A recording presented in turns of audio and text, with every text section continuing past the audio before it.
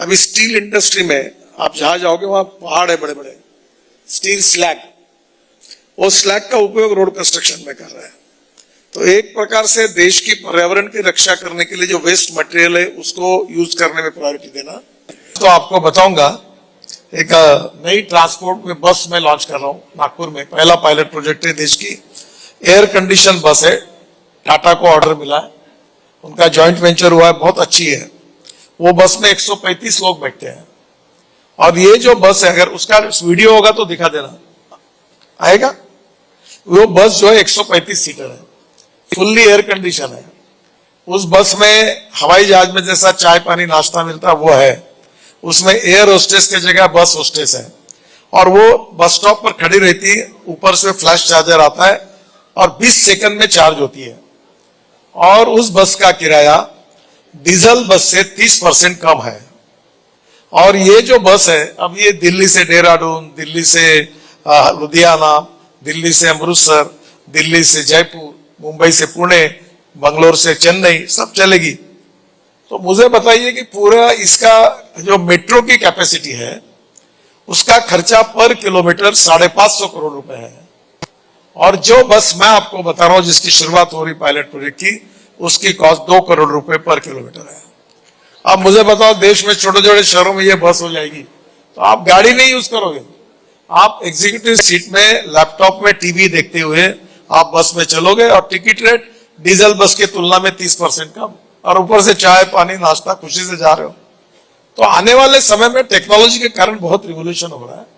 तो ये cost effective और एक से दूसरी अभी मैंने पानी पे उतरने वाला हवाई जहाज लाया था, मैं खुद बैठा समुद्र में उतरा था, अब वो आ रहा है एमपीबीएस सी प्लेन। तो यहां से एक तालाब से उड़ेगा कहीं और, देहरादून में कोई गंगा के पानी वहीं उतरेगा, वहां से उड़ेगा तो और कोई श्रीनगर के लेक में उतरेगा। तो रिवोल्यूशन होगा। अभी मैं रोपवे केबल कार बना रहा हूं, देखो आपको आश्चर्य लगेगा कि केदारनाथ में हम लोग में 360 रोपवे केबल कार और फेनेकुलर रेलवे बना रहा हूं। अब केदारनाथ की रोपवे है 5000 करोड़ की, और हमने टेंडर निकाला तो जो जिसको मिला है वही पूरा इन्वेस्ट कर रहा है 5000 करोड़, और पैसा हमको 800 करोड़ रुपए साल की रॉयल्टी दे रहा है। 800 करोड़, मैंने एक रोपवे बनाकर मैं 800 करोड़ रुपए कमा रहा हूं, इन्वेस्टमेंट जीरो। ऐसे मैं अनेक रोपवे केबल कार, अभी धौला कुआं से मानेसर, उसकी कल मेरे यहाँ मीटिंग है, अध्ययन कर रहे हैं। तो बहुत सी टेक्नोलॉजी, हवा में चलने वाली डबल डेकर बस चलाने का विचार है। इतने सारे आइडियाज आते कैसे हैं आपको? देखो, एक बात मैं आपको बता देता हूं, एक तो मैं राजनेता हूं, नई नई बातें बता रहा हूं, तो आप रिकॉर्ड कर लो, और ये सब लोगों को भी और पत्रकारों के रिकॉर्ड कर लो। और मैं जो जो बोला हूं अभी तक 11 साल में, मैंने बोली हुई एक भी बात अगर नहीं हुई होगी तो ब्रेकिंग न्यूज लगा लो। मैं बोल रहा हूं, 100% प्रूवन आपको दिखा सकता हूं, और इसलिए मैं हवा की बात नहीं कर रहा हूं।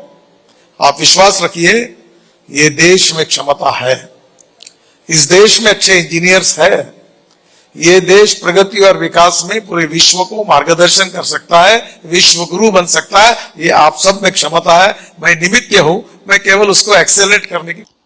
साइंस एंड टेक्नोलॉजी बदलती रहती है, रिसर्च ये कंटिन्यूअस प्रोसेस है।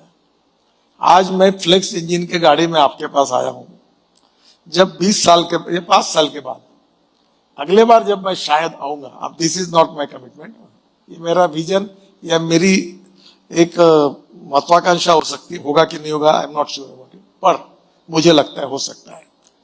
अभी 5 साल के बाद अशोका होटल में जब मैं आऊंगा तो मेरे घर में ड्रोन में बैठूंगा, ड्रोन हवा में उड़ेगा और मैं यहां उतरूंगा और फिर आपके कार्यक्रम में।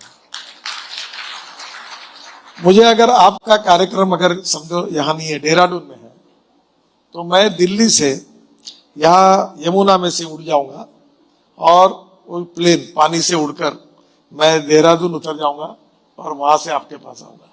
तो परिस्थिति में लगातार चेंजेस हो रहे हैं। आप देखो, आज से ये जो महिलाएं और पुरुष जो कपड़े पहने हुए हैं, अगर 100 साल पहले अगर ये कार्यक्रम होता तो क्या होता, कैसे कपड़े रहते हैं। अब फर्क पड़ गया ना, काला ये तस्मै नमः, जो कल था वो आज नहीं, आज है वो कल नहीं। It's a continuous process. इसलिए हमें लगातार पॉजिटिविटी के साथ प्रगति और विकास के नए नए टारगेट सामने रखकर चलने चाहिए। हमें वो विजन रखनी चाहिए, पर केवल विजन रखने से नहीं होगा। You can donate vision, you can donate I, but you can not donate vision. पर विजन केवल सपने दिखाने वाले लोग अच्छे नहीं लगते।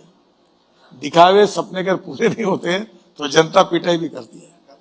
हाँ, तो हर सपने को पूरा करके दिखाना, ये लीडरशिप की टेस्ट होती है।